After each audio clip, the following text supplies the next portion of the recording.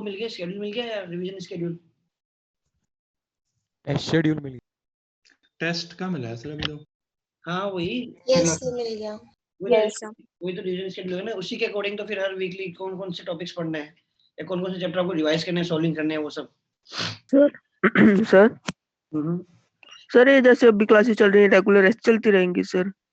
ऐसे तो self study का टाइम ही बहुत कम हो जाएगा टाइम तो कम हो जाएगा यार। सर। एक ही वीक ऑफ है पूरे वीक में, और सर 3 क्लासेस भी हैं सर ऊपर से। तीन है, तीन तो ठीक है ना यार। नहीं सर, फिर वो बाकी फेस टेस्ट भी आ रहा है, और 7 को सर जो +1 वाला रिवाइज करना वो भी है सर।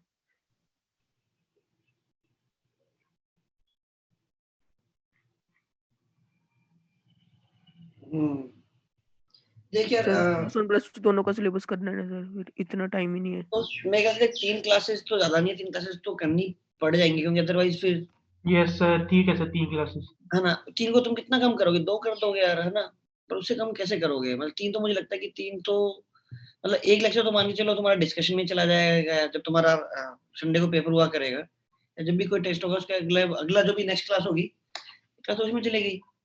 तो 1-2 क्लास तो अपने को चाहिए ना। और कई बार क्या होता है जो 2 पेपर होंगे तो शायद कभी एक क्लास या 1.5 क्लास भी लग जाए यार, अगले दिन एडवांस पैटर्न है तो मान के चलो बेस्ट सिनेरियो कि एक लेक्चर हमारा पेपर डिस्कशन में चला गया, बाकी एटलीस्ट हमें 2 लेक्चर्स तो चाहिए होंगे ना कि हम जो भी कुछ कंटेंट है उसका हम लोग डिस्कशन वगैरह करेंगे। तो मान लो मतलब उस वीक में कुछ ज्यादा आपको मतलब आपको लगता है कि आपका सेल्फ स्टडी का ज्यादा है, डिस्कशन का कम है, कोई बात नहीं, एक लेक्चर डिस्कशन हो गया, एक लेक्चर जो हुआ उसको सेल्फ स्टडी का अपना स्लॉट बना लेना यार, है ना। लगता है कि हाँ काम चल गया हमारा, 2 लेक्चर से 3 लेक्चर से। सर नहीं, मैं ऐसे कह रहा था जैसे सर अभी 5 डेज अ वीक है क्लास सर, जैसे 4 डेज अ वीक ऐसे करने का कुछ। सर आपने रिवीजन शेड्यूल देखा? हाँ मैंने देखा। तुम्हारे पास क्या है, तुम्हारा पहला टॉपिक क्या है? सर पूरी 12th ही डाल रखी है फिजिक्स में। सर नवंबर में सिर्फ ग्रेविटेशन और हीट एंड थर्मोडायनेमिक्स 11th का है, बाकी सारी 12th है। एक सेकंड ना, तो मैं देख पा रहा हूँ यार, नॉर्मल में हीट है एंड देन रे ऑप्टिक्स है एंड देन वे ऑप्टिक्स है, सही बोल रहे हो?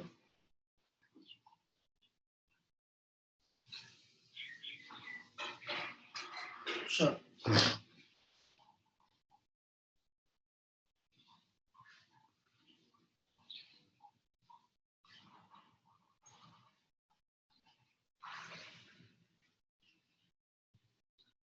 जो 8 तारीख को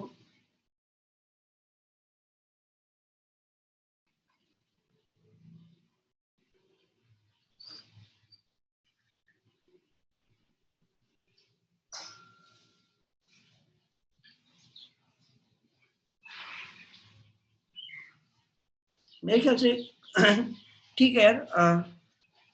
जो 7 तारीख पेपर होगा उसमें क्या है, पूरी इलेक्ट्रो है प्लस ग्रेविटेशन है ना, यही है ना? Yes sir. Yes sir.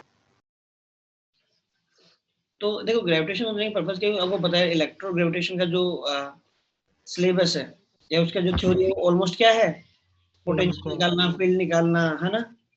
ये सब रिंग हो गया, शेल हो गया, स्फीयर हो गया। तो जैसे इलेक्ट्रिक पोटेंशियल निकालते हैं वैसे ग्रेविटेशनल पोटेंशियल का फॉर्मूला क्या है, वहां पर क्या है, m मास की बजाय चार्ज है, g की बजाय k है। तो काफी कुछ चीजें ना मैच करती है, इसलिए आपको अलग से जो फर्स्ट हाफ है ग्रेविटेशन का, जहाँ पर जब फील्ड पोटेंशियल और आपस का रिलेशन की बात हुई है, वहां तक तो दोनों की जो चीजें हैं, दोनों के जो क्वेश्चन है वो है भी क्या सेम ही है। एक्स्ट्रा क्या है ग्रेविटेशन में, सैटेलाइट मोशन। सैटेलाइट मोशन भी सब कुछ आता है, वो केप्लर्स लॉ वगैरह सब कुछ। तो अभी कंसर्न क्या है बताओ, इसमें कंसर्न क्या है?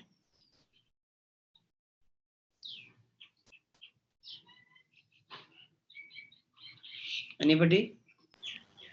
सर नवंबर में जैसे ऑलमोस्ट सारी 12th है, उसे 11th होना चाहिए था, क्योंकि 11th बहुत टाइम हो गया करे हुए, मतलब वो जो जैसे विस्कोसिटी वगैरह ये सब भूल गए। Yes sir. सर जैसे मैग्नेटिज्म, मतलब वो तो मतलब अच्छे से याद भी है, और अभी वो फेस टेस्ट में भी आ रहा है EMI AC, तो वो याद रह जाएगा। नहीं सर दिसंबर में जा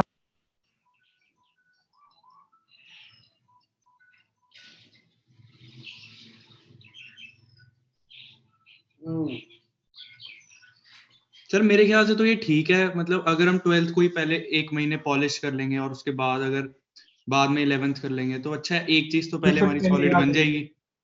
पर नहीं तो अगर अगर अभी टाइम ही ना मिला तो देखो मैं तो बताता हूँ, सिंपल से उसका एक कारण बता सकता हूँ। एनी आपको रिवाइज देखो +1 +2 दोनों करना है। मुझसे पूछोगे तो शायद मैं ये भी बोलता कि यार पहले चलो +1 रिवाइज कर लो क्योंकि +2 भी पड़ी हुई है ना।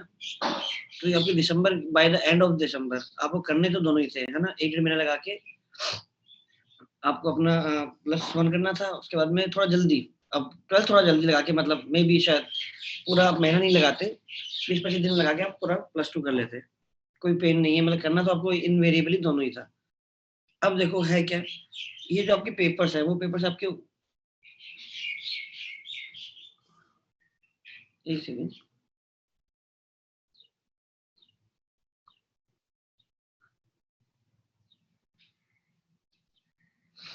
हाँ एक कंसर्न ये भी है कि दिवाली वाले दिन भी पेपर रखा हुआ है। सर उसके अगले दिन भी? सर उसका तो नहीं कुछ है सर, दिवाली वाले दिन कोई बात नहीं सर, वो तो हो जाएगा। पर सर ये जैसे प्लस फेस टेस्ट का ज्यादा है सर, ये +2 का सिलेबस पूरा आ रहा है और उधर से +1 भी करनी है एक वीक ये सर कुछ नहीं होगा। या एक सेकंड मैं समझा नहीं, फेस टेस्ट क्या है, क्या क्या सर अभी जो 8 को फेस टेस्ट है और 7th को +1 वाला टेस्ट है सर। सर ऐसा लग रहा है कि ये मतलब ऐसे तो फिर करेंगे। दोनों ही क्लैश कर जाएंगे ना, तो ना +1 हो पाएगी ढंग से और ना वो फेस टेस्ट वाले पर ध्यान दिया जाएगा अच्छे से। सर तैयारी तो एक की हो पाएगी सही से। फेस टेस्ट अभी 12th का फेस टेस्ट है क्या? ये सर Yes, sir. और उसमें Yes, सारे sir. टॉपिक्स आ रहे हैं पहले 3 छोड़ के। Yes, sir. यस सर, वो पूरे इलेक्ट्रोस्टैट्स starting वाले। छोड़ के बस वो सारा ही आ रहा है, मैग्नेटिज्म से लेकर वेव ऑप्टिक्स तक आ रहा है।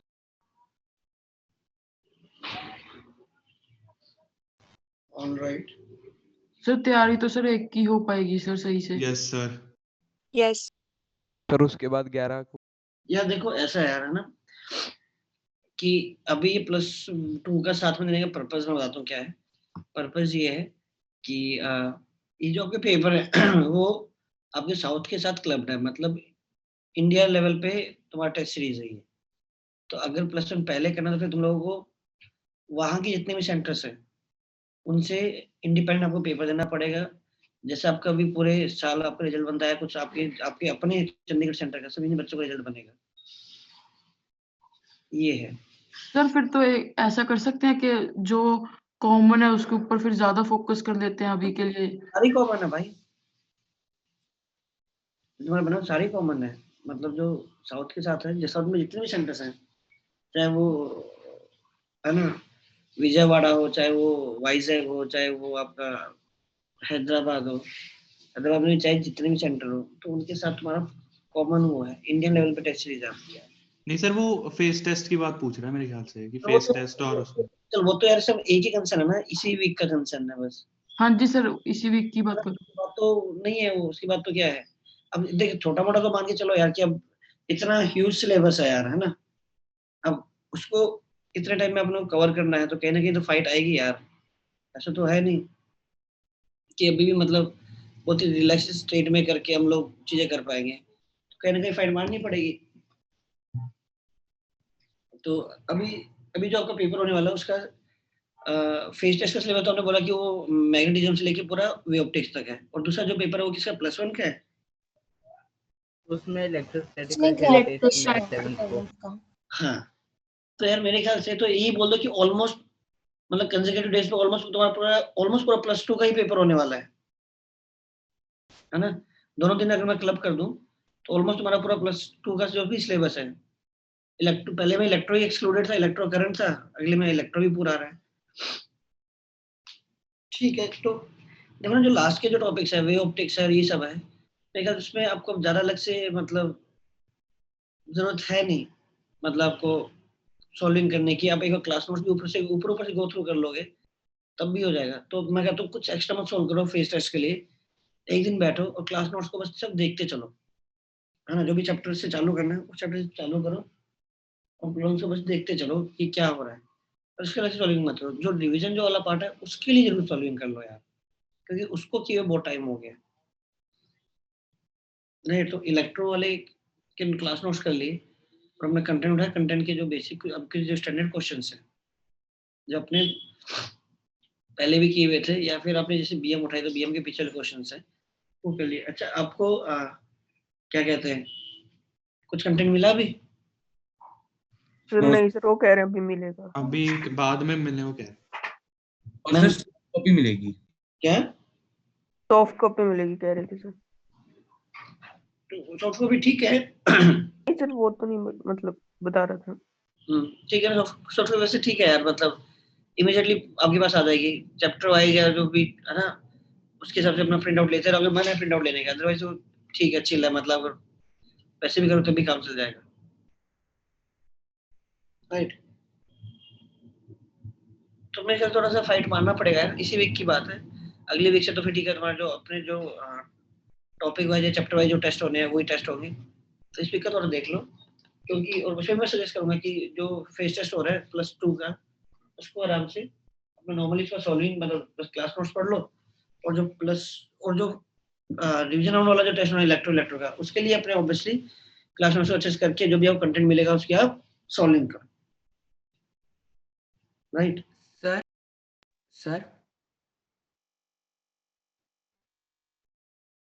हाँ बोलो बोलो। सर आपने मॉडर्न की शीट भेजी थी मेरे को, पता नहीं है। मैंने भेजी थी क्या मॉडर्न की? यार मुझे खुद को अभी याद नहीं। No sir. No sir. भेज देता हूँ फर्स्ट ऑफ ऑल तो। अब बताओ, अभी बताओ अभी क्या करना है? सर जो आपका मन हो पढ़ा दो। देख लो सर, आप खुद ही देख लो। रेजोल्यूशन पढ़ा रहे थे। ग्रेविटेशन। सर रिवीजन क्लास अभी कर सकते हो? सर ग्रेविटेशन ही पढ़ा। सर वैसे रिवीजन क्लास में आप करोगे क्या? तो कॉन्सेप्ट डिस्कस करेंगे ना रिवीजन क्लास में, जो मतलब समझ नहीं आए या भूल गए हैं। देख आइडिया तो क्या है कि अभी तो तुम्हें मिला है, मतलब अगर हमारी इससे पहले बात होगी तो मैं पक्के से बोलता कि पहले से अपने क्लास नोट्स वगैरह सब कुछ तो पढ़ के आओ, और फिर उसमें कोई स्पेसिफिकली कोई कंसर्न है कोई चीज का कि भैया ये चीज मुझे और समझनी है, तो हम वो पढ़ते हैं। लेकिन ठीक है, अभी इस पे बात नहीं हो पाएगी अपनी।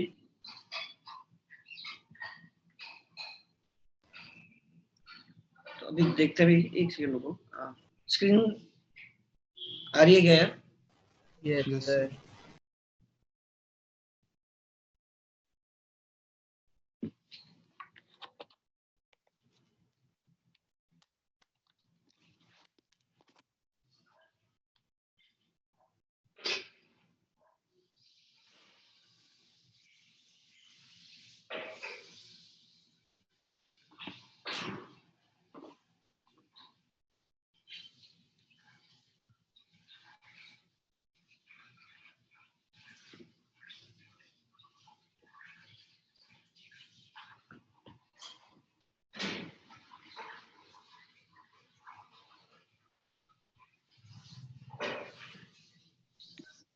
सर हाँ बोलिए। आप सेमीकंडक्टर्स मेंस के पास पढ़ाओगे या अभी? मेरे को तो एब्सोल्युटली कोई पे नहीं, तुम अभी पढ़ लो। सर बेटर क्या होगा? इंडिपेंडेंट है ज्यादा, तो अच्छा था कि यार मेन से कुछ टाइम पहले 2 हफ्ते पहले पढ़ लो, ज्यादा अच्छा है क्योंकि उसको याद ही करना है। तो अब तो सर बाद में ही करेंगे सर, अब पहले अभी भी जो पढ़ोगे चीज़ है वही करेंगे। तो अभी मैं पढ़ाऊंगा तो तुम्हें अभी भी यार एक बार तो अपने एंड से एनसीईआरटी वगैरह वापस से उसके बाद थ्योरी तो पढ़नी पड़ेगी, फिर जब एग्जाम आएगा तो फिर से पढ़नी पड़ेगी, तब करोगे तो आपको एक बार ही पढ़ना पड़ेगा। सर तभी पढ़ा देना फिर। चलिए ऑलराइट। सर ये जो नवंबर में जो आखिरी के 2 पेपर हैं, इनमें सेम सिलेबस क्यों डाल रखा है? एक सेकंड।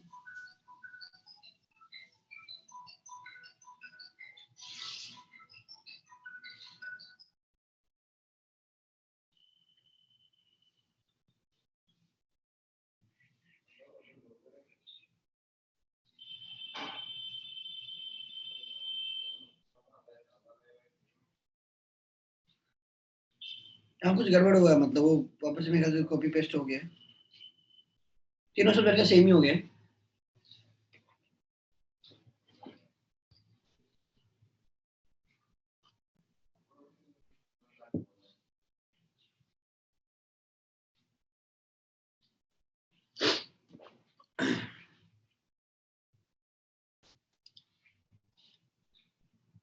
है ना, मेरे ख्याल से कॉपी पेस्ट हुआ तो उसका मत करो, कुछ अगर कुछ होना हुआ तो वो चेंज हो जाएगा, मतलब गलती से हुआ है।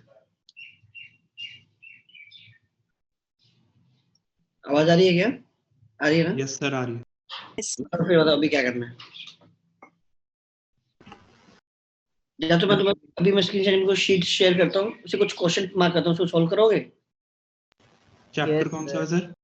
इलेक्ट्रो। Yes sir. ट्राई कर लेंगे सर।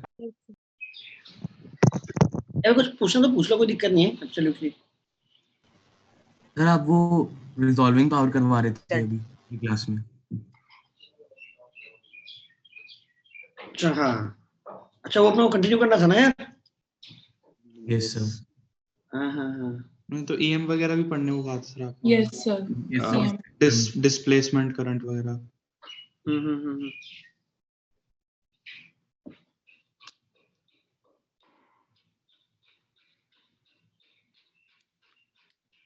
बाकी पढ़ा वैसे आप लोगों ने? यस सर पढ़ा Yes. था। Yes sir.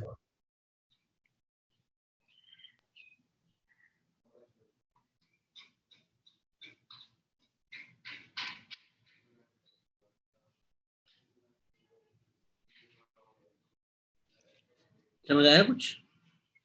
सर वो इंड्यूस इलेक्ट्रिक फील्ड की कंटिन्यूएशन लग रहा था मुझे तो, कि मतलब उसके बाद क्या हुआ था, बस उसके लग रहा था कि उसके आगे की थ्योरी बता रखी है। वो मैग्नेटिज्म में हमने पढ़ा था ना इंड्यूस इलेक्ट्रिक फील्ड, तो उसके बाद उस इलेक्ट्रिक फील्ड से मैग्नेटिक फील्ड, वो सब लग रहा था मुझे। सर रूप में करेक्शन थी। मतलब हाँ, मतलब ये था कि कैपेसिटर के बीच में जैसे वही कि मान लो अगर क्या कहते हैं, ब्रेक है ना, दो ब्रेक के बीच में कोई स्पेस नहीं है, फिर भी सर्किट में करंट कैसे फ्लो कर रहा है। तो वहाँ अपने ज्यूम किया कि भैया वही जब करंट इसमें जाएगा, करंट वेरी करेगा, आसपास की जो मैग्नेटिक फील्ड है वो वेरी करेगी, वो फिर से फर्दर इलेक्ट्रिक फील्ड क्रिएट करेगी, वहां से फिर वो अंदर स्पेस में एक इनविजिबल करंट फ्लो करता है, दैट इज डिस्प्लेसमेंट करंट। खैर वो पढ़ना ही अपने को, अभी अपन वापस आते हैं इस पे रिजॉल्विंग पावर पे। तो रिजॉल्विंग पावर में हमने कहाँ तक किया था यार? रिजॉल्विंग पावर ऑफ आई। हमने बोला कि जो क्या होता है, अगर हमारे दो ऑब्जेक्ट्स है, उनकी अगर ये जो एंगल है, आई पे आने वाला एंगल है ना, वो अगर जैसे ये डिस्टेंस है ना, जैसे मैंने आई यहाँ रखी, फिर मैं आई यहाँ ले गया, फिर मैं आई यहाँ ले गया, फिर मैं यहाँ ले गया, जैसे जा रहा हूँ वैसे वैसे एंगल कम होता जा रहा है, ये वाला एंगल। जब ये एंगल एक मिनट से कम हो जाएगा, तो फिर आपको दोनों ऑब्जेक्ट्स क्या दिखाई देंगे? ओवरलैप दिखा देंगे। आप बोलोगे यहाँ पर एक ही ऑब्जेक्ट रखा हुआ है, राइट? तो इफ आई से कि भाई जैसे कोई आपके पास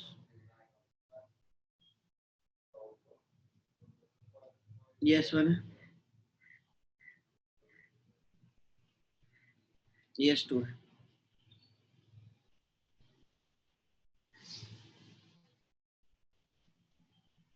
मुझे पता है जब यहाँ से लाइट आएगी, लेंस के सर्कुलर एपर्चर से क्या होगी, ये बना डायग्राम है ना, ये मतलब कोई भी सर्कुलर एपर्चर है, ये वाला जो एपर्चर साइज है, ये वाला, यहाँ से लाइट आएगी सर्कुलर एपर्चर से, क्या बनाएगी? एक डिस्क बनाएगी। ये क्या है? आपका सेंट्रल ब्राइट है, बाकी सारे क्या है? फेड है। तो इसकी जो जो प्राइमरी इमेज बन रही है वो सेंट्रल ब्राइट वाली बन रही है।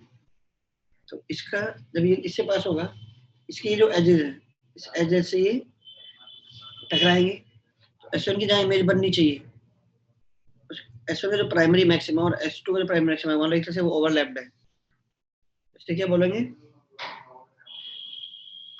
अनरिजॉल्व्ड। मान लो ये कोई सोर्स है, सोर्स के एजेस से लाइट गिरी और इसकी फाइनली मान लो यहाँ पर इसकी इमेज बन गई।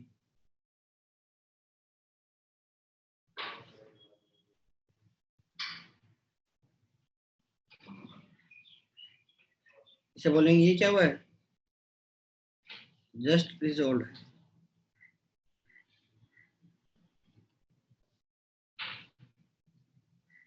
मान लो आपके पास इसकी जो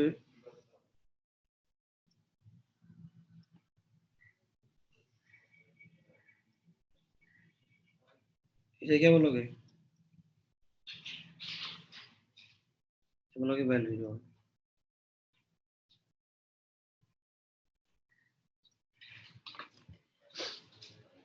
मतलब पहले वाले की लेंस से जो इमेज बनी उसका जो प्राइमरी मैक्सिमा है और दूसरे वाले ऑब्जेक्ट की जो लेंस से पास करने के बाद क्या है, इसके एजेस से डिफ्रैक्शन होता है, ये पूरा पैटर्न बनता है। उसमें प्राइमरी मैक्सिमा मान लो कि बाकी सब तो बहुत फेंट होते हैं। तो अगर दोनों की ओवरलैप्ड है तो इसे बोले अनरिजॉल्व्ड। तो दोनों प्राइमरी मैक्सिमा इस तरह से, जहां पर देखो जस्ट रिजॉल्व मतलब क्या होता है, जहां पर पहले वाले का मैक्सिमा खत्म हो रहा है वहां से दूसरे वाले का मैक्सिमा स्टार्ट हो रहा है दूसरी तरफ से, है ना। यस हाँ, या इसका अगर ये इसका ये मान लो, बाकी तो क्या है, ये जस्ट रिजॉल्व टाइप है और ये वेल रिजॉल्व हो गए, ठीक है।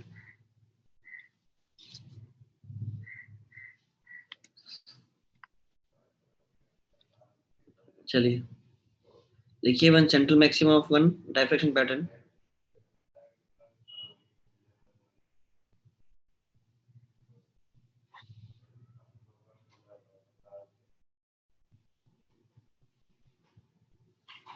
when central maxima of one diffraction pattern is located at the position of first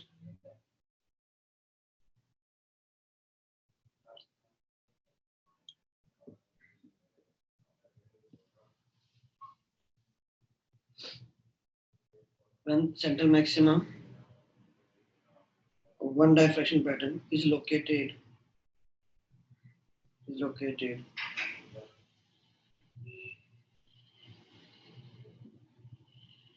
at the first minima of the other diffraction pattern, the two sources are said to be just resolved. Sir एक और बार बोल दीजिए। ये है कि when central maxima of one diffraction pattern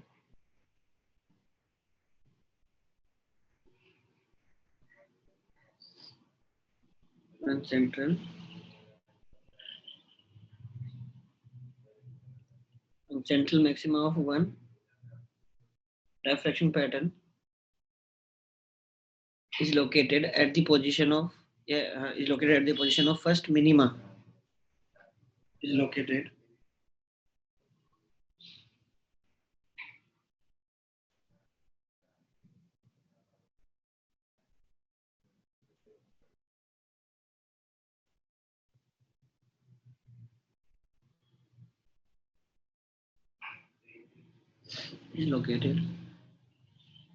at the position of first minima of other diffraction pattern, then two sources are said to be just resolved.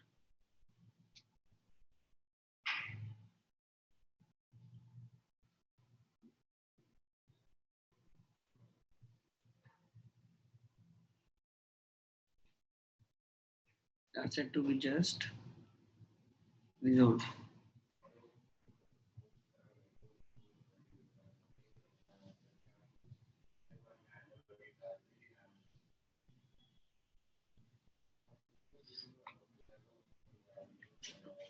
ये देखिए,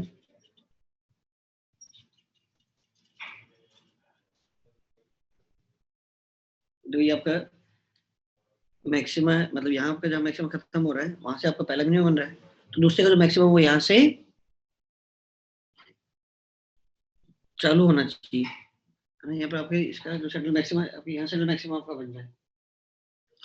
ये टेक्निकली क्या बोला है कि ये जो एंगल है, this angle should be greater than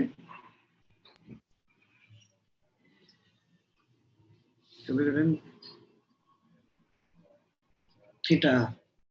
देखिए technically 2 point objects separated by an angle delta theta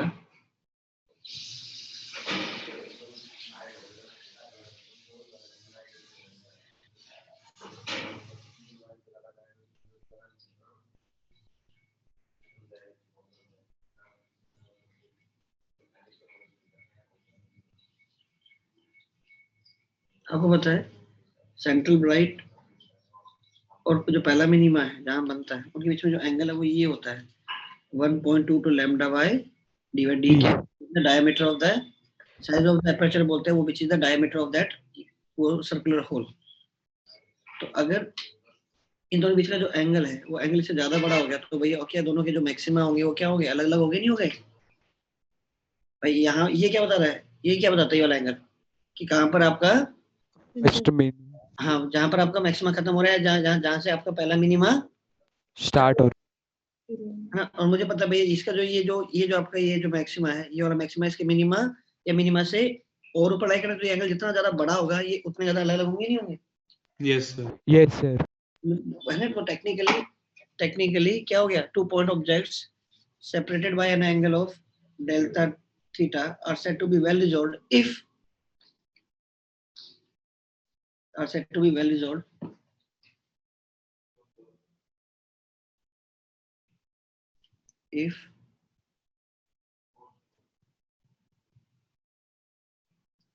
this condition is satisfied.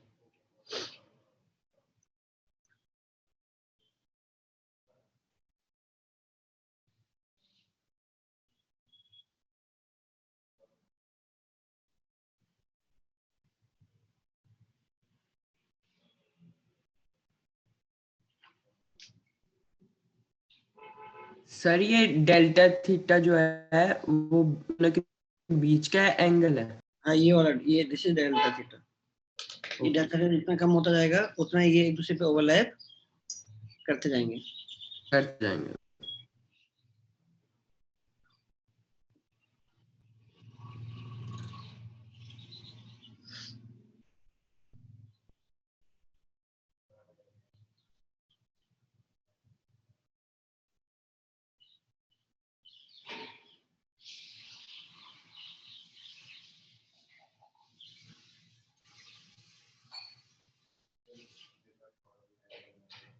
यहाँ लिख लो जो डेल्टा थीटा आ रहा है ना, जो अगर आपको बता रहा हूँ वापस मैंने यहाँ बताया था क्या लिखा था। हाँ अगर आपको आर नोट बताना तो आर नोट क्या होगी, अगर आपको बता रहा हूँ ये दूरी कितनी है, ये डिस्टेंस मैक्सिमम मिनिमम के बीच में जो ये डिस्टेंस है वो कितनी आएगी, इस पूरी डिस्टेंस बस किससे मल्टीप्लाई करना है, लेंथ के मल्टीप्लाई लेंथ से। और ये लेंथ क्या है बेसिकली, अगर मैं यहाँ लेंथ से दूं तो ये लेंथ का क्या है, यहाँ ये वाला फोकल लेंथ।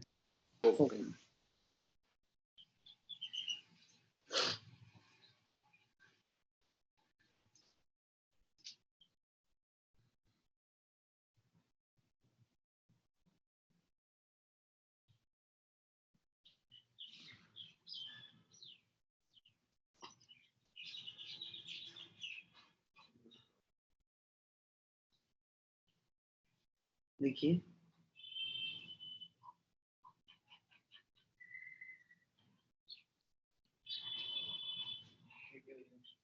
फ्रॉम माइक्रोस्कोप क्या होता है,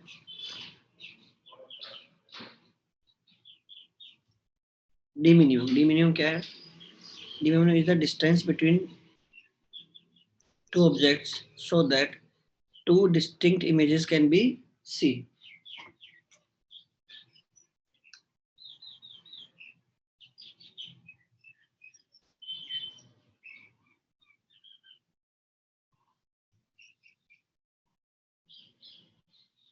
D minimum is the minimum distance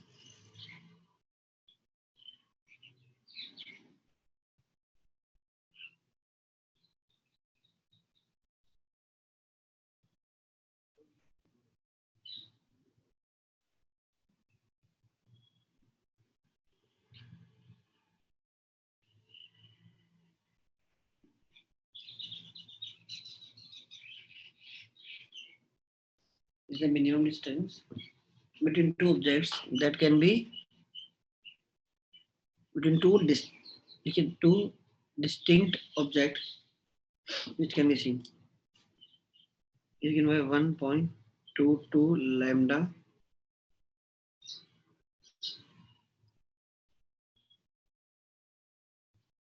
upon 2 sin beta होता है वैसे,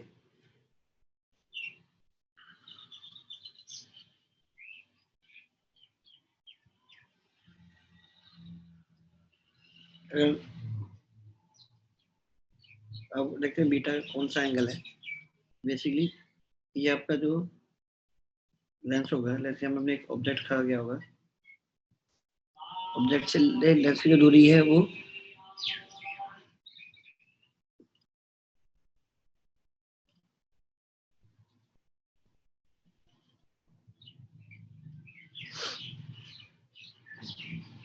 इस एंगल जो एपर्चर साइज है ना, एपर्चर पे जो आप एंगल सबटेंड करोगे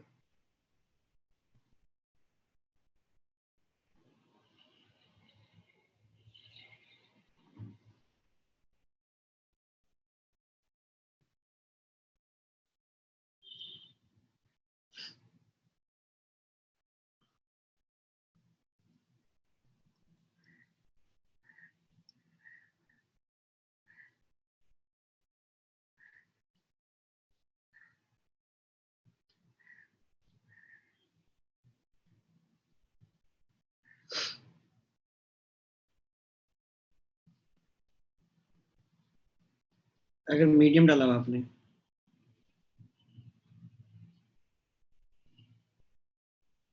मीडियम इज देयर बिटवीन ये जो ऑब्जेक्ट एंड ये जो आपका ऑब्जेक्टिव लेंस है।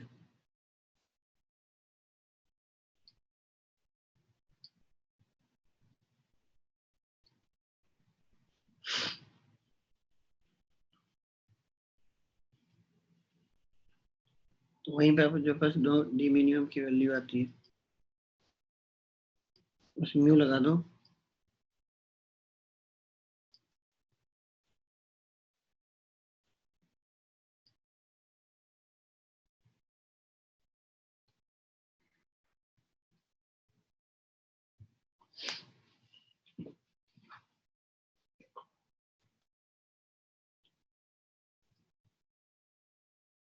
सब लोग यार ये याद रखना है। देखो ना, कोई भी ऑब्जेक्ट है ना, उसके सर्कुलर एपर्चर से जो भी रेज गिरेंगे वो होगा क्या, एक उसका जो भी आप इमेज बनाओगे वो इमेज क्या होगा, आपको एक एरी डिस्क दिखेगी। ये बार बार करते हैं, जब भी सर्कुलर एपर्चर से आपकी रेज पास होती है तो एपर्चर के सर्कुलर एपर्चर के जो एजेस होते हैं, एजेस से वो डाइफ्रैक्ट करती है, तो आपके पास ये एक डिस्क ये बन गई है ना, ये वाली इमेज बनी है। इसका जो साइज आप ऑलरेडी निकाल चुके हो, वो साइज कितना होना चाहिए, होना चाहिए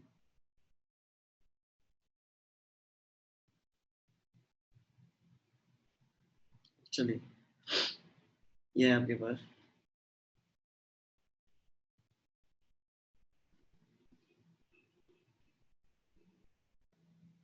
लिखिए,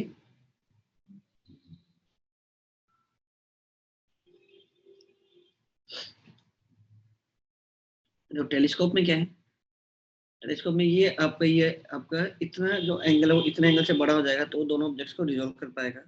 और माइक्रोस्कोप में बोलोगे तो वहां पर एक एडिशनल टर्म आती है 1.22 लैम्डा बाई डी, तो डी को हटाना है और डी की जगह क्या लिखना है आपको, tan बीटा रखना है। tan बीटा, अगर एंगल बहुत छोटा है तो उसको आप sin बीटा भी लिख सकते हो।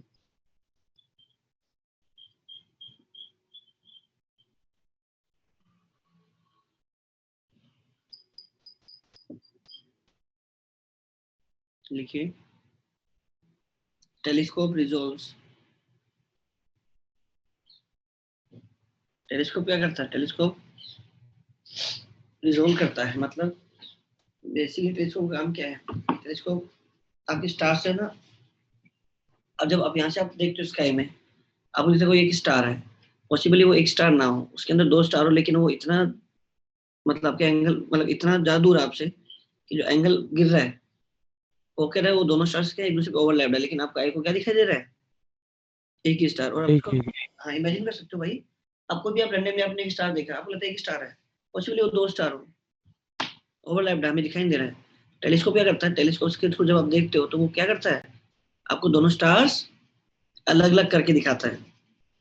और जब आप उसको अलग अलग करके दिखाता है तो आपको लगता है कि भैया आपको पिक्चर और क्लियर दिख रही है। ये मतलब होना है जो चीज ओवरलैप थी, अगर आपको वही चीज ओवरलैपिंग की बजाय आपको दोनों अलग अलग दिखाई देने लग जाए तो आप क्या बोलोगे, आपके लिए क्लैरिटी बढ़ गई है।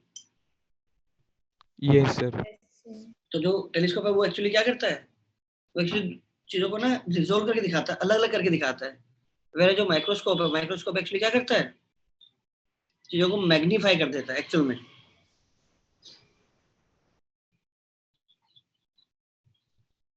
ठीक है, लिखिए telescope resolves whereas microscope magnifies.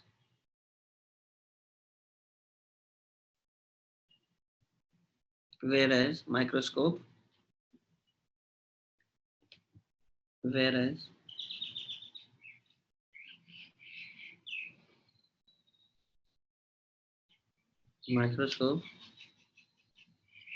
magnifies. Sir microscope में रिजॉल्विंग नहीं चाहिए होती हमें? क्या चीज? माइक्रोस्कोप में नहीं, रिजॉल्विंग तो चाहिए होती है, लेकिन माइक्रोस्कोप का एक्चुअल काम क्या है? क्योंकि आप माइक्रोस्कोप से आप बहुत छोटी छोटी चीजों को देख रहे होते हो ना यार, यस सर। यस है ना, एक्सट्रीमली स्मॉल चीजों को। तो वो क्या करता है, मान लो उन दो पॉइंट्स के बीच में अगर ये इस गैप से ज्यादा डिस्टेंस है, तो वो उसको अलग अलग दिखाई देगा। हाँ, वो मैग्नीफाई तो करते करता है, लेकिन वो क्या करेगा, रिजोल्व, अगर मान लो इसी डिस्टेंस कम है तो मैग्नीफाई कर देगा, लेकिन रिजोल्व नहीं कर पाएगा। तो अगर इतनी डिस्टेंस ज्यादा तो पहली बात तो वो आपको दो अलग अलग चीजें दिखाई देंगी और आपको मैग्नीफाई भी दिखाई देंगी। टेलीस्कोप आपको मैग्नीफाई नहीं करता, टेलीस्कोप आपको बस सिंपली स्टार को ऐसा कोई बहुत बड़ा नहीं कर देता है। वो अगर आप टेलीस्कोप के थ्रू देखते हो ना, तो वो चीज आपको एनलार्ज नहीं दिखाई देती है भाई। कैसे नहीं कि आपने देखा तो आपको जो कोई भी स्टार है, स्टार की आपको सरफेस देखने को मिल गई, या कोई आप और प्लेनेट को देख रहे हो, आपको प्लेनेट की सरफेस देखने को मिल गई, नहीं, वो नहीं होता है। टेलीस्कोप क्या कर रहा है कि दो जो बहुत पास पास के जो आपके पास स्टार्स है, जो आपको ओवरलैप दिखाई दे रहे हैं, उनको बस अलग अलग दिखाते हैं। टेलीस्कोप से देख के वो क्या आपको अलग अलग गैलेक्सी में अलग अलग पॉइंट्स दिखने लग जाते हैं। अगर आप आंखों से देखोगे तो गैलेक्सी में मान लो आपको 100 पॉइंट दिखाई दे रहा है, 100 पॉइंट्स मतलब 100 स्टार दिखाई दे रहे हैं। वहीं पे आप इसके थ्रू देखोगे तो आपको 100 से ज्यादा पॉइंट दिखाई देंगे, लेकिन पॉइंट अपने में बड़ा होकर आपको पूरा स्टार नहीं दिखेगा यार। टेलीस्कोप का मैं दूर की चीजें देख पाना, तो दूर की चीजों से क्या देख पाते हो? हमें ऐसा लगता होता है कि टेलीस्कोप देखेंगे हमें चीज बड़ी दिखाई देगी। Yes sir.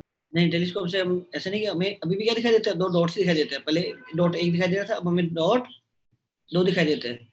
तो जो साइंटिस्ट लोग होते हैं वो बार बार ये तो टेलीस्कोप के थ्रू क्या डिस्कवर करते रहते हैं कि नए नए स्टार्स डिस्कवर करते रहते हैं अगली गैलेक्सी में। बट जो माइक्रोस्कोप है वो एक्चुअल में चीजों को क्या करता है, बड़ा करके दिखाता है। जैसे आपके पास सेल होती है, सेल को एक्चुअली वो मैग्नीफाई करता है, तो सेल के अंदर की और भी क्या चीजें आपको दिखाई देती है। टेलीस्कोप आपके स्टार को बड़ा करके स्टार के अंदर की चीजें नहीं दिखा सकता है। बस टेलीस्कोप क्या दिखा सकता है कि ये इतना दूर से ये इसको पॉइंट कर दिया। देखो ना, आपके जितने भी आपके पास ये शटल्स होती है जो आप स्पेस में लॉन्च करते हो, है ना, तो वो टेलीस्कोप वगैरह वो उन पे टेलीस्कोप्स लगे होते हैं, वो जो कि अर्थ के कंपैरिजन में बहुत ज्यादा पास में होते हैं, जिसकी वजह से वो कुछ बेटर आपकी पिक्चर्स ले पाते हैं। Alright, yes sir. तो अब देखना है कि आपको एक्चुअली थोड़ी आपको सरफेस पे एग्जैक्टली क्या है, उसके अंदर क्या है, आप देख पाते हो नहीं ना, वो नहीं देख पाते हो आप। सिंपली बस पहले एक डॉट था, अब आपको दिखाया जाता है कि अच्छा ये एक नहीं, यहाँ पर एक्चुअली पूरा क्लस्टर ऑफ स्टार था जो इतना दूर था कि आपको एक पॉइंट से दिखाई दे रहा था, लेकिन उस पॉइंट में भी क्या है, क्लस्टर ऑफ स्टार्स है। तो वो काम करता है टेलीस्कोप। माइक्रोस्कोप जनरली एक सेल को देख रहे हो, सेल को एनलार्ज करके उसके अंदर के जो भी पावर हाउस होता है, जो भी इसके अंदर की चीजें बनी होती है, उसको बनाता है। तो लिख लीजिए टेलीस्कोप रिजॉल्व करता है और ये आपका मैग्नीफाई करता है। मैग्नीफाई टेलीस्कोप मैग्नीफाई करता है। देखो एक चीज और होती है,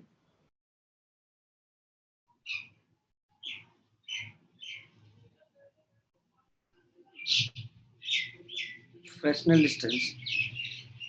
फ्रेस्नेल डिस्टेंस होती है अप टू विच, है ना, अभी मान सकते हो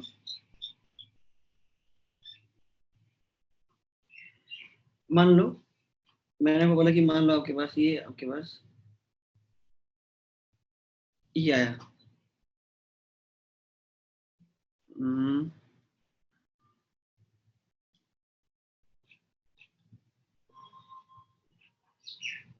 ऐसे सोचो, मान लो आपके पास कोई बीमारी है,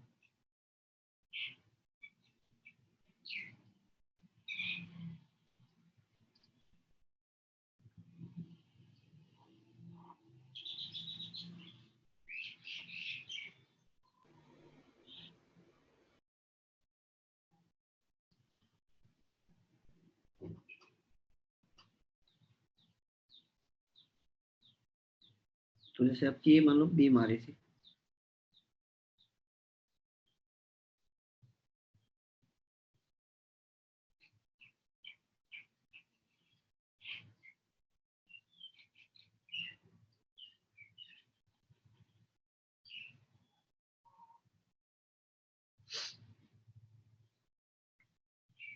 तो अब ये क्या हो गया यहाँ से, ये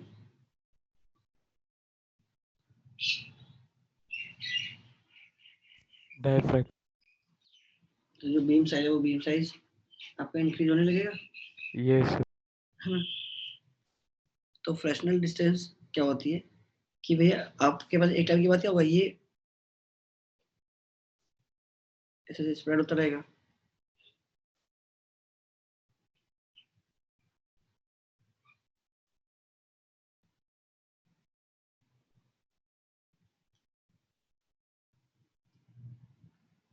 ऐसे स्प्रेडिंग होती रहेगी।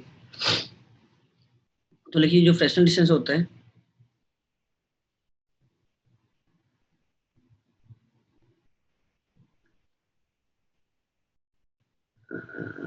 लिखिए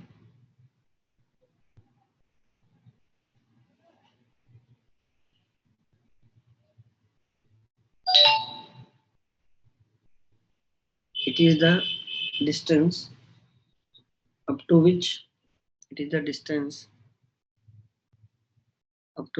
spreading of beam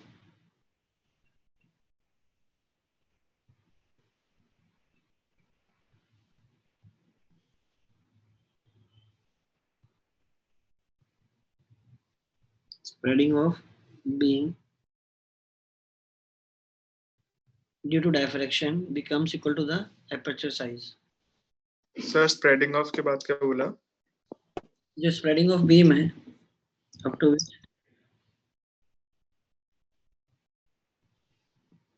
which spreading of beam due to diffraction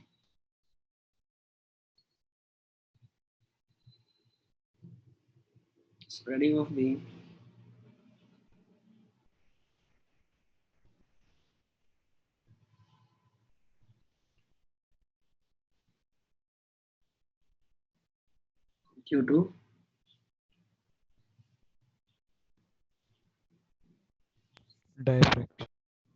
diffraction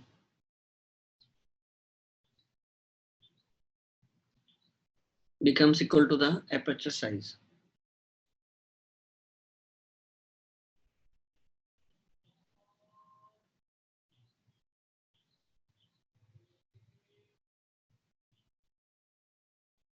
और बेसिकली देखो ये भी नहीं है, सिंपल से आप ऐसे सोच सकते हो, जब भी आप मानो कोई बीम को भेजते हो ना, चाहे आपकी बीम कितनी ज्यादा क्या हो, नैरो हो, लेकिन जैसे जैसे बीम ट्रेवल करती है वैसे वैसे बीम क्या होती रहेगी, स्प्रेड होती रहेगी। मतलब अगर आप जितनी ज्यादा ये है, आप चाहे जितनी थिन आप बीम बना लो, आप बोलते हो बीम मेरी लेजर लाइट है, सीधी सीधी जा रही है, बट एक्चुअल में जैसे जैसे ट्रेवल करेगी वैसे वैसे इनके बीच में क्या होने लगेगी, इस तरह से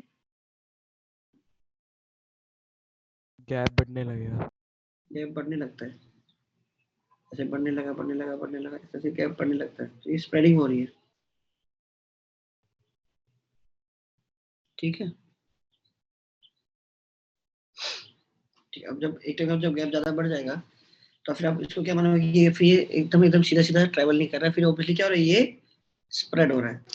तो आप मान लो यहाँ तक, मान लो ये कोई डिस्टेंस है यहाँ तक, आप यहाँ तक आप मान सकते हो कि ये सिंपली कैसे बिहेव कर रहा है, एज अ स्ट्रेट लाइन की तरह ये मूव कर रहा है। Alright, yes sir.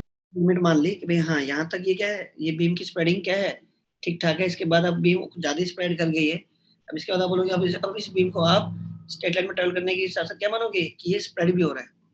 तो मानो कि यहाँ तक देखो तो मैं क्या मानूंगा, ये सिंपली कैसे बिहेव कर रहा है, एज अ रे बिहेव कर रहा है, क्योंकि ये it is moving in a straight line. जैसे कि आप एक रे ऑप्टिक्स में आप क्या एक्सपेक्ट करते हो कि सोर्स ऑफ लाइट से जो भी आपकी बीम निकली है वो क्या करे, सीधे सीधे ट्रेवल करती रहे एक एरो के अलोंग, बट रियलिटी में वो एक एरो के अलोंग ट्रेवल तो कर रहा है, लेकिन जैसे से वो ट्रेवलिंग बढ़ती जाएगी वैसे वैसे वो आपने एक्सपेक्ट किया कि भाई इस एरो के अलोंग चलना चाहिए, वो इस तरह से स्प्रेड हो जाता है। तो यहाँ तक, तो ये जो डिस्टेंस है जहां तक आप क्या मान सकते हो कि रे ऑप्टिक्स आप अपनी वैलिड मान सकते हो, उसे आप बोलते हो फ्रैक्शनल डिस्टेंस बोलते हो, that is given by a square by lambda. A क्या है? ए आपके बीम का साइज हो गया ये। सर ये डिस्टेंस मेजर कहाँ से करनी है? सोर्स से, जहाँ से आपने बीम क्रिएट किया, मान लो आपने यहाँ से अपनी बीम क्रिएट की है, तो ये डिस्टेंस, ये जो बना है ए क्या है? A is the this size, aperture size.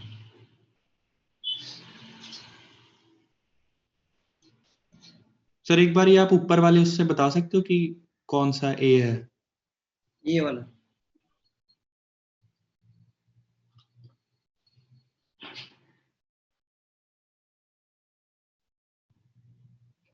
Simple से आपने एक लेजर से लाइट मारी, इनफैक्ट क्या करते हो, आपका जो टॉर्च होता है ना, आप टॉर्च ले लो या लेजर ले लो, देखो लेजर के जितनी, देखो आपका क्या कहते हैं, आपको जितनी आपकी बीम नैरो होगी ना, उतना ज्यादा तक वो आगे तक क्या करती है?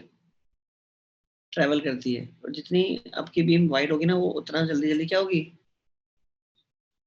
स्प्रेड होगी। हाँ, तो ट्राई करते हैं ना लेजर की, इसलिए लेजर जो लाइट होती है वो बहुत दूर तक चली जाती है बजाय की टॉर्च के। तो सिंपली क्या है, बट जो भी है, चाहे जितनी भी आप थिन ले लो, अब जैसे जैसे वो ट्रैवल करेगा कभी ना कभी तो क्या होगा, उसमें स्प्रेडिंग तो हो ही रही है। एक टाइम के बाद स्प्रेडिंग क्या हो जाएगी कि वहां हो जाएगी जहाँ पर आपको मानना पड़ेगा भैया ठीक है, अब यहाँ पर मेरी ठीक ठाक स्प्रेडिंग होगी, तो कितनी डिस्टेंस लूँ कि मैं बोलूँ कि यार अब यहाँ की बात की स्प्रेडिंग को मुझे इग्नोर करना है। तो वो जो डिस्टेंस है जहाँ पर आप स्प्रेडिंग को मान लेते हो भैया ठीक है, अब यहाँ से मुझे स्प्रेडिंग को काउंट में लेना पड़ेगा, तो वो डिस्टेंस क्या है? That distance is Fresnel distance. तो अप टू फ्रेस्नेल डिस्टेंस लिख लीजिए, up to Fresnel distance ray optics is a good approximation. छोटे छोटे पॉइंट सब एनसीईआरटी में गिवन है यार। अगर आप वेव ऑप्टिक्स वाला अपना चैप्टर उठाओगे तो उसमें पहली बात तो रिजॉल्विंग पावर भी लिखा हुआ है, और आपको ये फ्रेस्नेल डिस्टेंस का ये भी लिखा हुआ है। और ये सब क्यों बता रहा हूँ, क्योंकि जेई मेंस के लिए मतलब कहीं ना कहीं आया, देखो आज तक तो ऐसे कभी आया ही नहीं है फ्रेस्नेल डिस्टेंस पे इन सब पे कभी कोई क्वेश्चन। ये सब थ्योरी का छोटा सा पैराग्राफ दिया हुआ है, 4-5 लाइन होगा, बट ठीक है आपको पता होना चाहिए फ्रेस्नेल डिस्टेंस कितना होता है। बस बोल लो यार ए स्क्वायर बाय जेड, ए क्या है? ए क्या है? आपकी बीम का साइज है, एपर्चर साइज है जहाँ से आपकी लाइट पास हो रही है। तो अप टू फ्रेस्नेल डिस्टेंस आप मान सकते हो कि आपका रे ऑप्टिक्स है, और उसके बाद मानोगे तो स्प्रेडिंग बढ़ गई, तो उसको रे की बजाय अब स्प्रेडिंग भी देखनी पड़ेगी।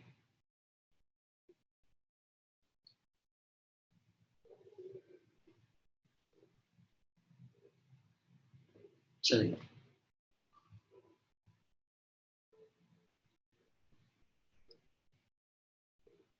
अगेन होमवर्क क्या रहेगा कि जाओगे एनसीईआरटी खोलोगे, और एनसीईआरटी के ये जो भी रिजॉल्विंग पावर वाला पार्ट है वो वाला पार्ट एक बार फिर से, किसी को है जिसने रीड किया है? तो ये सब जो भी थ्योरी पढ़ रहे हो ना यार, इस थ्योरी का ना कोई फायदा नहीं है अगर आप घर जाके उसी दिन उसकी वो थ्योरी एनसीईआरटी एंड प्रदीप से नहीं पढ़ लेते। और इसके लिए आपको एचसी वर्मा ये सब करने की आपको जरूरत है नहीं। एचसी वर्मा देख लोगे तो ठीक है, आप अपने लिए देख रहे हो, बट इंपॉर्टेंट कि आपको बस फॉर्मूला पता होना चाहिए, और छोटा मोटा से आगे पीछे का जो बैकग्राउंड है वो आपको प्रदीप में बहुत अच्छे से मिल जाएगा, बहुत बढ़िया से।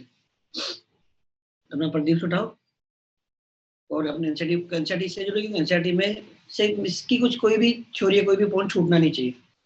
तो एनसीईआरटी उठाया, प्रदीप उठाया, उसको रीड किया, खत्म, वहीं पे पैक करो, क्योंकि इसको फिर बाद में पढ़ोगे तो फिर से आपको वापस से फ्रेशली सब चीजें पढ़नी पड़ेंगी। अभी जब क्लास में पढ़ा तो उसके बाद इमीडिएटली जाके घर पे पढ़ो, खत्म। उसके बाद बस जब अपना बोर्ड का एग्जाम होगा या जेईई मेंस का एक टाइम आएगा, उस वक्त बस 1 मिनट आपको हार्डली 10 मिनट लगाने फॉर्मूला देखने के लिए, ठीक है?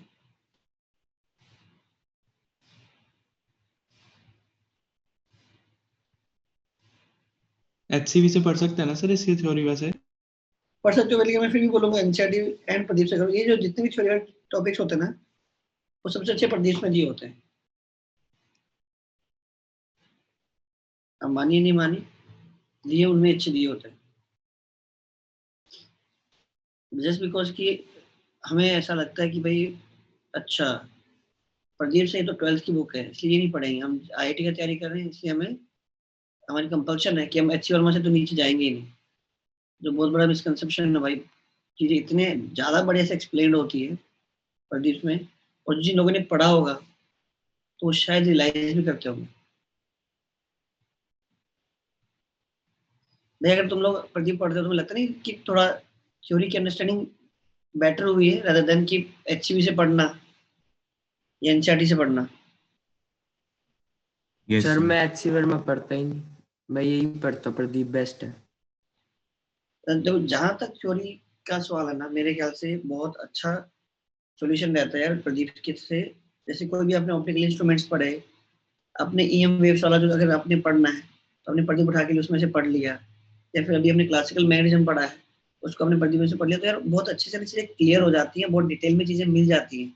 तो फिर आपको फिर इधर उधर नहीं घूमना होता है कि भैया फिर आपको इन्फॉर्मेशन लेस थी, प्रदीप पढ़ो सफिशिएंट। हाँ, जहाँ तक बात है प्रॉब्लम सॉल्विंग की, न्यूमेरिकल सॉल्विंग की, जहाँ पर आपको एडवांस का करना है, वहाँ डेफिनेटली फिर आपके पास अदर बुक्स है जो पिक्चर में आती है।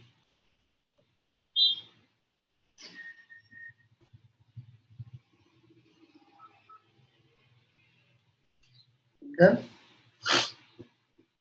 चलिए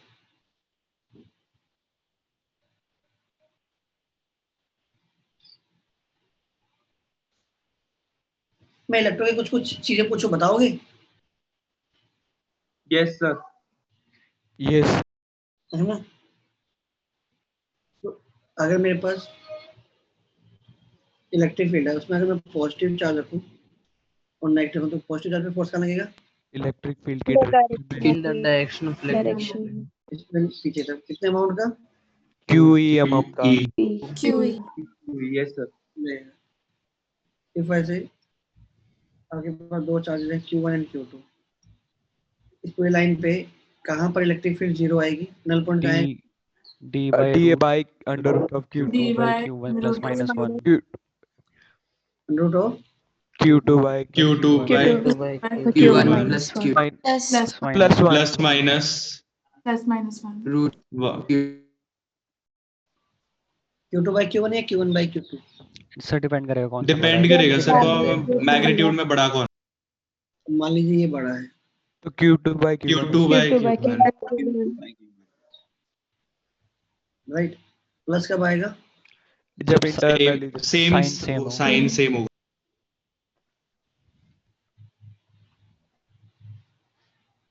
और नेगेटिव कब आएगा? Opposite sign. ऑपोजिट साइन हो। अच्छा, अगर लाइक चार्जर है तो नल पॉइंट कहाँ है? लाइन यूनिट के अंदर या बाहर? अंदर अंदर ही आएगा सर, अंदर। और अगर आपके पास अनलाइक चार्जेस है तो बाहर आएगा। बाहर आएगा। बाहर आएगा। किस तरफ आएगा? Q1 स्मॉल चार्ज जहाँ पर होगा उसके पास आएगा। पास आएगा। अगर मेरे पास मोर देन वन चार्ज हो तो नेट इलेक्ट्रिक फील्ड क्या की? Electric field due two point charge क्या आएगा? KQ by R। KQ by R square. KQ by R square. R square. अंदर की तरफ है बाहर की तरफ? पॉजिटिव में बाहर। पॉजिटिव में बाहर जाएगी, रेडियली आउटवर्ड। नेगेटिव में रेडियली इनवर्ड। क्या रहेगा? सेम रहेगा? अंदर की तरफ रेडियल। मैग्नीट्यूड सेम रहेगा। तो अगर मैं कॉन्टिन्यूस चार्ज सिस्टम की बात करूं तो मान लो आपके पास एक इनफाइनाइट लेंथ की रॉड है,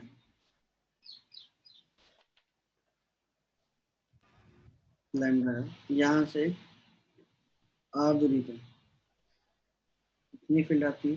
K lambda bar. K lambda by R। Yes sir. Yes sir. तो पॉजिटिव है तो अवे, राइट? अच्छा, अगर मैं बोलूं कि यहाँ पर कोई जनरल पॉइंट ले लिया,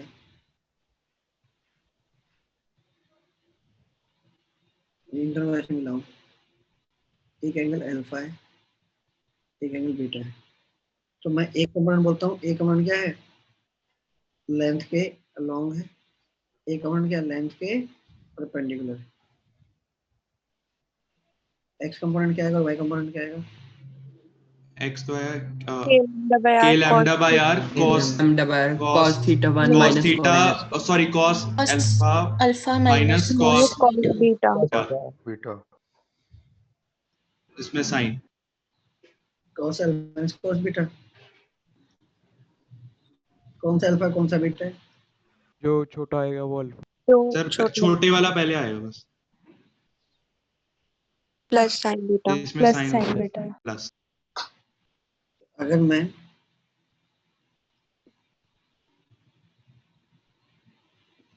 इस एंड पे जाता हूँ तो फील्ड की वैल्यू क्या आती है? 2k लैम्डा का यार किस नहीं। तरफ सर? मान लो ये सेमी इनफाइनाइट वायर है, √2 k root two K root lambda 2k by R. Lambda by यार के लैम्डा बाय आर ऊपर आएगी, K lambda by R yes sir नीचे आएगी ऊपर यस सर ऊपर सर, Yes, sir. तो रूट 2 हो यस जाएगा। सर अगर ये नेगेटिवली चार्ज होता तो इसकी तरफ डायरेक्शन चेंज हो जाती है डायरेक्शन Direction ऑपोजिट हो change। जाती है सर दोनों की।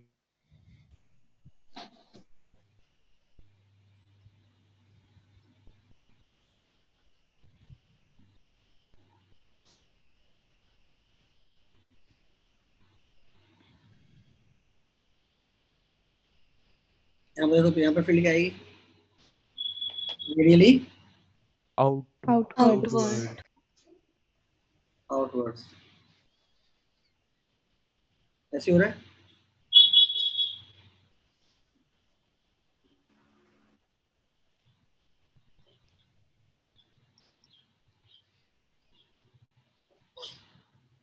क्या है ये फील्ड? 2k लैम्डा नहीं, बाय आर 2 के लैम्डा बाय आर। ये सब याद है क्या? Yes, sir. यस सर अभी तो है। इनको अब याद कैसे रहेगा? मेरे ख्याल से उस टाइम जब बच्चे कैसे प्रैक्टिस की होगी तो वो चीजें अभी तक याद रह जाती है। चलिए एक बार पूछूं, रिंग लिया और रिंग की एक्सिस पे कितने फील्ड है? देखो डिवीजन तो यही है। kq x bye √a² plus x² की power y 3 square plus yes x square 3/2 क्या के क्यू x आ जाएगा upon x a² r plus x² plus x square 3 ऊपर 3/2। 3/2 अगर मैं यस सर वर्सेस एक्स का ग्राफ बनाऊं, कंटिन्यूस आता है ग्राफ कैसा बनेगा? सो जैसे tan इनवर्स कंटिन्यूस x का आर था। बाय रूट 2 मैक्सिमम जाएगा। Yes Yes, sir r sir. By root 2 पे maximum. Perfect, R by root 2 और माइनस आर बाय रूट 2 है ना? Yes sir Yes, sir. ऐसा ना चाहिए। Yes sir yes sir yes sir graph आ गया, सही है। अगर वहीं पे अगर मैं क्या ले लूं, डिस्क ले लूं, sigma by 2 epsilon sigma by 2 epsilon 1 minus x by √r² plus x 1 minus cos 1 minus cos theta. 1 minus Yes, sir. cos square theta. cos Cos theta. cos आएगा। यस सर cos थीटा के साथ। अब देखिए यही होता है कि देखो हमें लगता है कि हमें चीजें याद नहीं है, लेकिन जब प्रॉब्लम्स आती हैं तो हमें मोस्ट ऑफ द चीजें याद आ जाती हैं। इतना पेन मत लेना, फेस टच स्क्रीन सब पैर हो जाएगा। 1 माइनस cos थीटा ले cos थीटा मतलब ये एंगल देखो थीटा है, तो 1 minus axis X upon root of r R square Root of plus r x plus square का रूट। प्लस x का द रूट ग्राफ कैसा बनेगा? डिसकंटिन्यूस सा बन ये center sigma into epsilon naught से हाइपरबोला सेंटर कितना हो गया? Yes sir yes sir yes sir zero होता है सर आपने बताया 0. जीरो हाँ 0 हाँ यस सर 0। और जस्ट आउटसाइड कितना होता है? सिग्मा बाय वहां sigma by 2 2 2 epsilon. epsilon naught. चलें के जस्ट बार ऐसे है ये रेक्टेंगुलर हाइपरबोला की ऐसे करना पड़ेगा। सही है। Yes sir Yes. Yes sir चलिए अगर मैं बात करूं,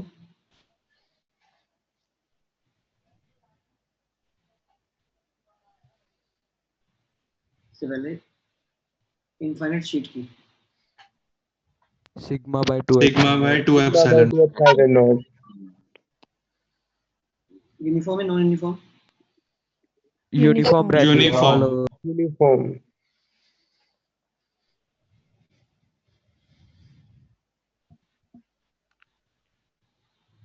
सही है। मैं से एक कंडक्टिंग शीट है, sigma by epsilon not conducting yes yes sir sigma by epsilon yes sir sigma yes sir sigma bye यार वो क्या होगी? 2 लेयर्स। वो लेट होगी तो अगर बोल चार डेंसिटी सिग्मा, इसका मतलब क्या, कोई भी एक फेस पे बैठे वहां चार डेंसिटी सिग्मा है तो दूसरे भी क्या है? क्या लगो यहाँ पे भी सिग्मा ही रहेगा। तो अब जो फील्ड आएगी वो क्या आएगी? Sigma by epsilon not. हाँ भाई, एप्सिलॉन नॉट। ठीक है, चलिए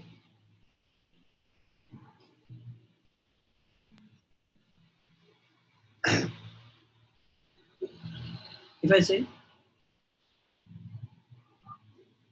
minute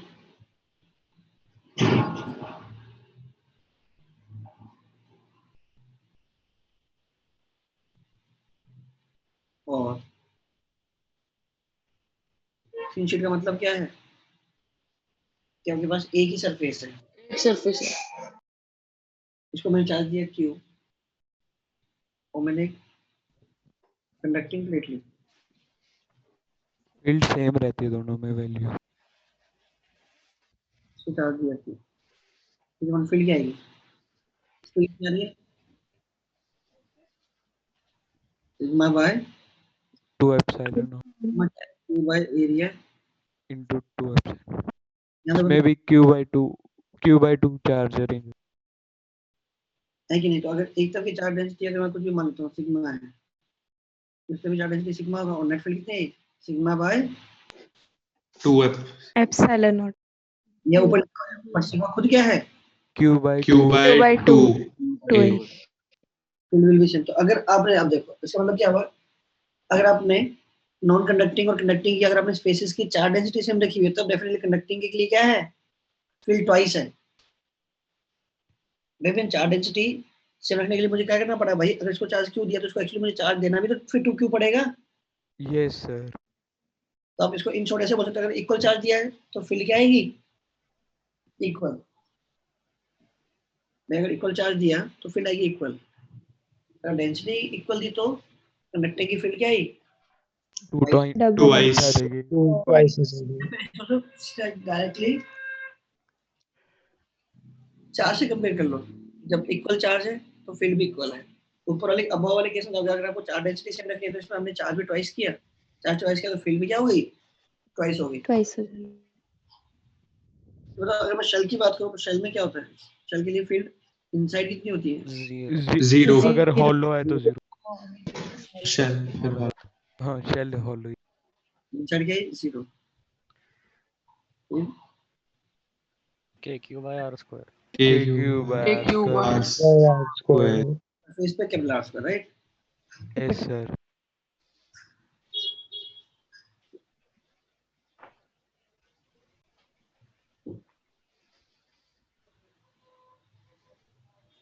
इनसाइड आउटसाइड। अगर मैं सॉलिड की बात करूं तो सॉलिड के लिए के लिए आउटसाइड और सरफेस वाला तो सेम ही रहता है। सेम हो जाएगा। तो अगर मैं यहाँ से किसी स्मॉल आर दूरी पे जाऊं कैपिटल R3। यस सर यही है। Yes sir. R cube into small r।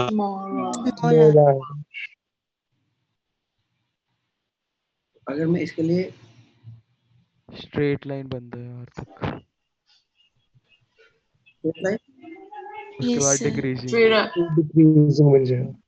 R equal to R। इसमें R तक 0 रहेगा।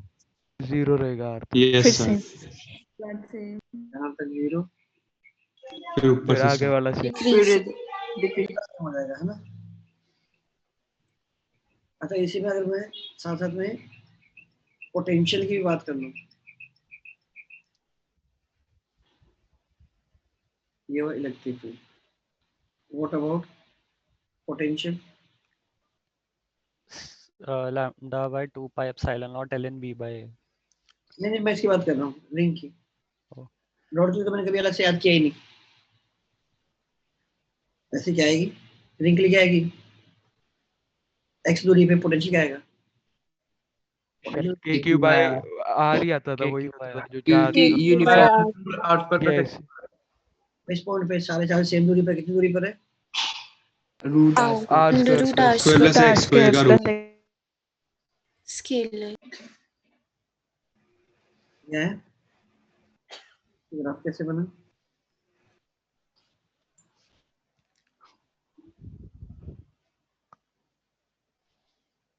कैसे करना खुद बनाओ भाई। ये मैक्सिमम पोटेंशियल कहाँ है? सेंटर पे।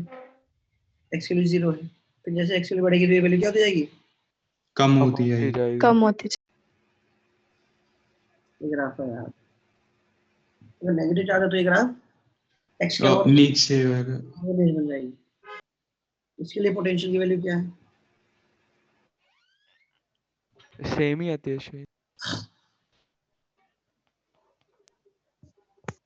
into the root r r square plus x x square square plus x का square minus 6 ये है उल्टा लिख दिया, मतलब बेसिकली दिस वैल्यू माइनस -6 अब देखो, आप ऐसे भी सोच सकते थे, मतलब अगर आपको याद है तो आपको पता है dv/dx का नेगेटिव ले लो वो इलेक्ट्रिक फील्ड आ जाती है। Yes sir. yes sir yes sir 1 आया, x का रेडियो आया 1, राइट? Yes sir. सबसे तो ये 1/2 1/2 इंटू रूट हो जाएगा sir. 1/2 into root of r square plus x square, फिर वापस ऊपर क्या लगेगा? ऊपर 2x ऊपर 2x आ जाएगा। ऊपर क्या बचा? ऊपर x upon root of r square r plus square x plus x -1। उसका यस माइनस। क्या आप यहाँ पहुंच गए? इस वाले से उठ के आप यहाँ पहुंच गए, नहीं पहुंच गए? Yes sir. yes sir perfect है। ये बताइए इसका ग्राफ कैसे बनेगा? इसमें शार्प पॉइंट्स होते हैं। सर ऊपर से स्टार्ट होगा ऊपर ये। शार्प हो ऊपर यस सर, शार्प होगा ऊपर। x की वैल्यू बहुत बढ़ जाएगी तो r की वैल्यू नेगलेक्ट हो जाएगी। r जब x बहुत बड़ा हो जाएगा, तो जब ये x बहुत बड़ा हो जाएगा तो r क्या कर सकते हो? नेगलेक्ट कर देंगे, 0 हो जाएगा। रूट एक्स स्क्वायर बन जाएगा। रूट एक्स स्क्वायर मतलब x माइनस एक्स 0।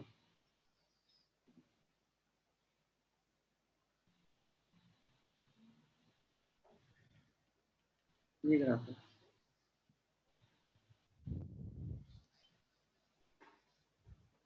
सही है।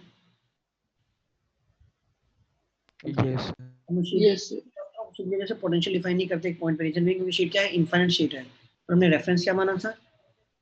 पोटेंशियल का 0 माना था, इनफिनिटी पे माना था। Infinity yes. yes sir माना था कि इनफिनिटी पे कोई भी चार्ज नहीं रखा हुआ, कोई इंटरेक्शन नहीं है, है ना? बट अगर आपकी शीट इनफाइनाइट डायमेंशन की हो गई तो भाई कोई चीज खुद इनफाइनाइट डायमेंशन पे, तो हम उससे आगे इनफिनिटी पे कैसे? इसके लिए इनफिनिटी डिफाइन नहीं हुआ ना फिर यार। Yes yes sir yes sir.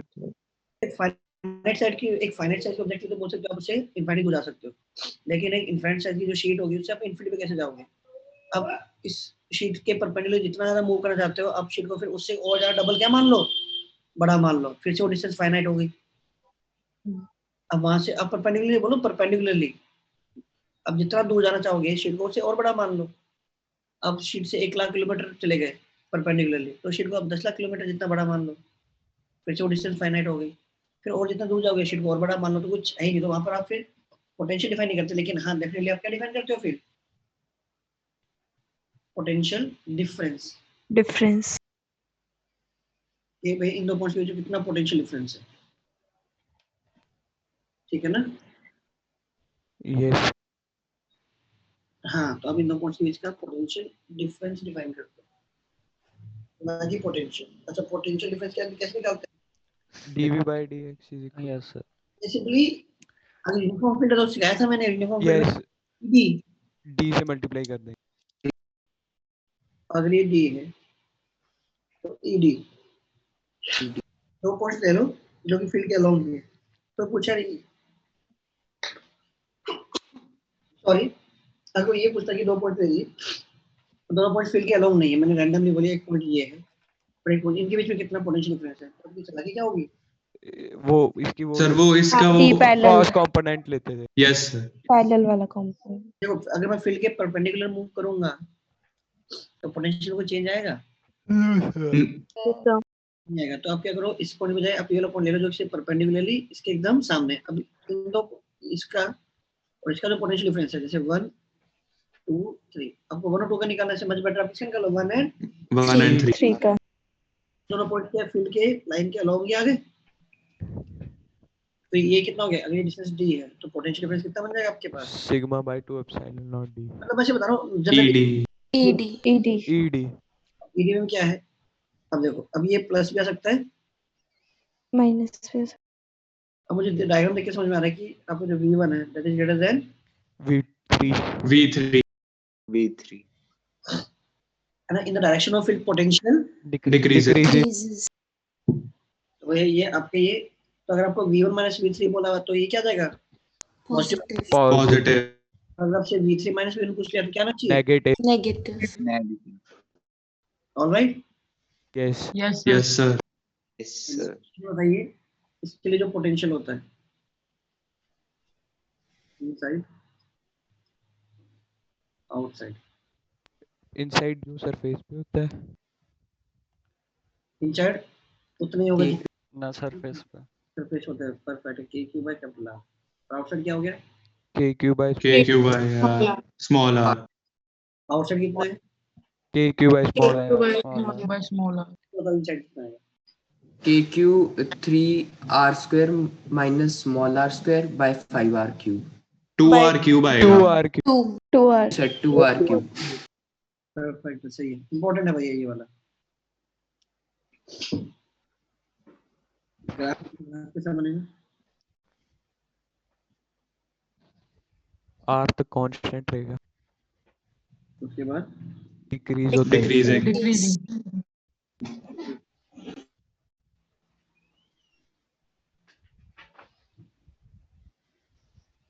ये बताइए हाइपरबोलिक होगा अंदर, Parabolic. पैराबोलिक। देखो यहाँ तक क्या लिखा हुआ है? इसको ऐसे लिख सकते हो, इसको अलग अलग लिख दो। क्या लिखा हुआ है?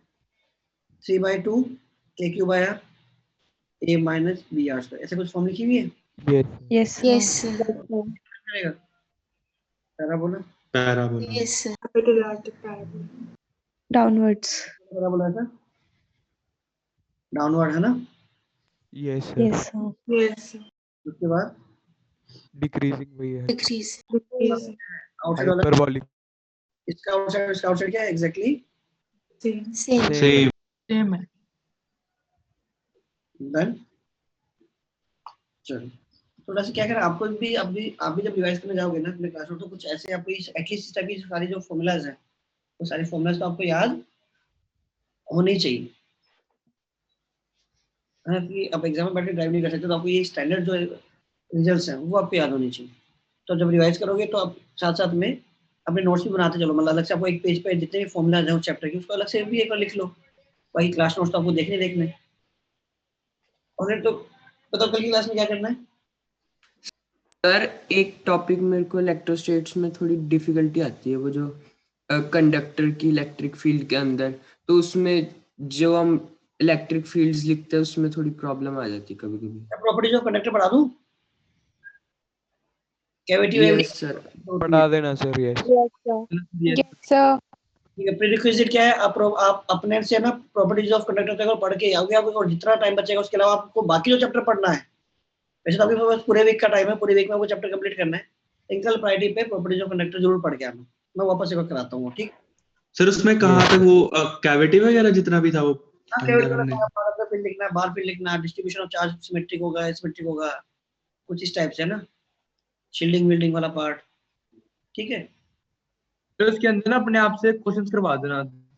वही करो, मैं मतलब सिमिलर क्वेश्चन वापस से मैं चाहे पहले एक्सप्लेन करके रिपीट कर दूंगा सारे सिमिलर क्वेश्चन से, ठीक है? Yes sir.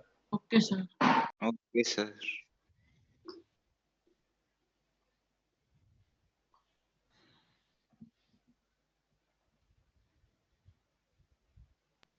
Thank you class.